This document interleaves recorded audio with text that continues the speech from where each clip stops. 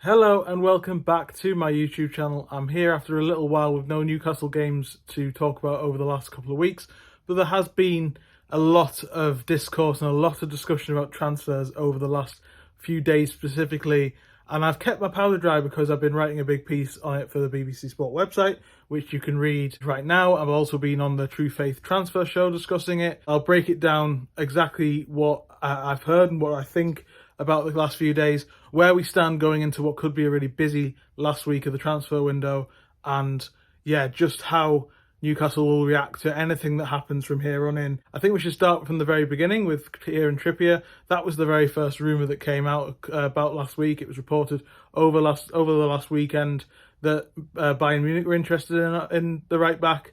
Obviously, lots of links there with Harry Kane and Eric Dyer who's just gone there, but it felt a little bit jarring given that Trippier was the man who came in first at Newcastle. This project was started with him. He's really become the poster boy of that project. He looks like the man who is going to lead this team till the day he retires. That's what it's always felt like. So this came a bit out of the blue, but as time went on, it started to pick up pace. And I think on Sunday, there were reports in Germany that Bayern were going to make an offer, and they'd already reached a verbal agreement with Trippier over the move. Now, that was sort of embellished a little bit by the German side, and I kind of feel like it's been a common theme with the reaction to this. And obviously, you've got to watch where the stories emanate from. If you're listening to the True Faith transfer shows, always warned against taking reports of an interest in a transfer from abroad, from the country it emanates from, and not from this side of from the Newcastle side. And I kind of get that here because Sky Germany and Bild, who reported on it, are very, very good at talking about it in a sense that Bayern will just turn up and get the deal done, and Newcastle will have nothing to do about it. Trippier will want to go there, and it'll be done. And that was how it came across. And Newcastle were never going to stand for that. And there's it was very strange to start with a loan bid, even with an obligation to buy. From a buying perspective, you really want to take Newcastle seriously because he's the captain on the pitch most of the time when Jamal Lascelles isn't there. He's a player that Newcastle don't want to lose unless, and this is the caveat, unless the deal is right. So once Sunday happened, I kind of came into this thinking this might happen eventually, because if Bayern really want him, and the caveat again was Bayern's primary target is and was at least PSG's Nodi Madueke at right back. If Bayern really want him, then they'll have to pay money for him, and if they do, they will. And it kind of felt like it would have been only a matter of time if the right bid came in. £12 million bid was then followed up with from Bayern earlier this week, and it didn't. Newcastle rejected it. And the key thing is that Kieran Trippier is happy would be happy to go to Bayern, I believe, but only if the deal was struck with Newcastle. And he's not kicked up. He's not agitated for a move. He's not kicked up a fuss, and that means that I think Newcastle are in full control. So if he goes, as I said on the True Faith podcast, it'll be a good thing for Newcastle, because Newcastle will have got a sense that they can get something out of it, either in the short term, but more likely the medium to long term. Obviously, everybody knows what you'll miss with Kieran Trippier: his leadership, his setting of the standard, the way he talks, everything about him is phenomenal, and Newcastle would lack a lot, and it would be a big risk especially if they didn't replace him in January. But I think that they are preparing for a huge rebuild, and if you sell a Trippier or a Callum Wilson, which we'll come onto, or a Miguel Almiron, which I'm sure we'll come onto in a second, then it might mean that you don't have to sell a Bruno Guimaraes or an Alexander Isak or a Sven Botman.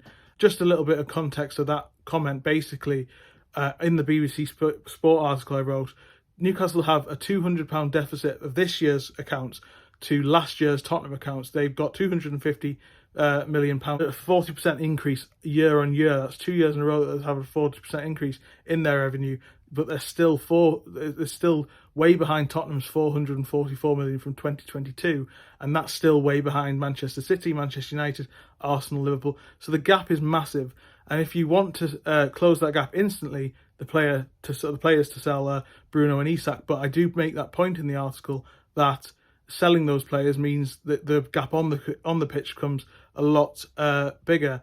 If you're talking purely from a football perspective, selling somebody like Trippier with Tino Livramento as a ready-made replacement is going to happen eventually. Livramento will take Trippier's place.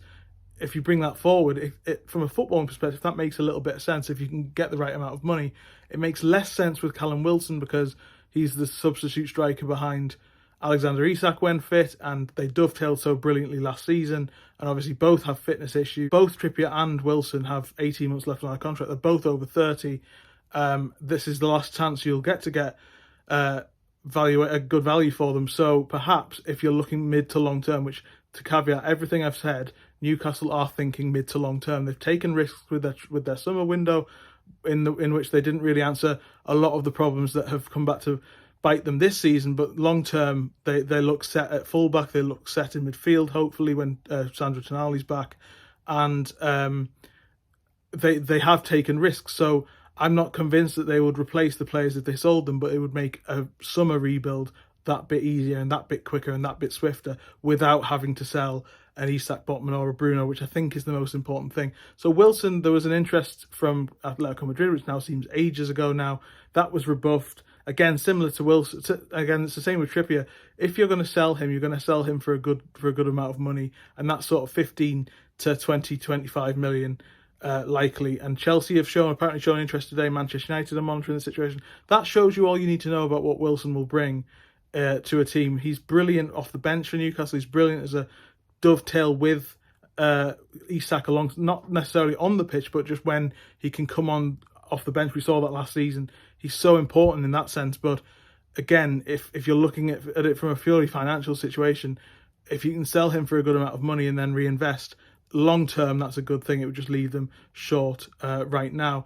That is why Miguel Almiron, who's the third player that's been heavily linked this month out of 4, because we'll talk about Jamal Lascelles in a second, Miguel Almiron is the one player who Newcastle aren't necessarily being so staunchly against the idea of selling. If there's a right price, they're probably more willing to do business on that sense, because you've got Harvey Barnes coming back, Joe Willock can play out wide, and Almiron would command probably the biggest fee. Arguably, there's a talk of Newcastle wanting £30 million from a Saudi Arabian club, which obviously will cause a lot of debate. I'm not here to discuss that at the moment. And whether that would be pure market value, obviously we're back in there with Alan St. Maximin. Al-Shabaab are not one of the PIF-owned clubs. That's one thing to say. And transfermarket.com values Miguel Almiron at about €30 million, so which is about £25 million, which actually, for a lot of Newcastle fans, by the sounds of it, would be higher the value than they'd expect. So selling Almiron would make a lot more sense on more levels probably than selling Trippier and selling Wilson, because you probably get more value out of him, as I say, but also positionally I think they're probably safer in a safer place. And Almiron is probably the next player earmarked to sell, in the same way that St. Maximin's gone already.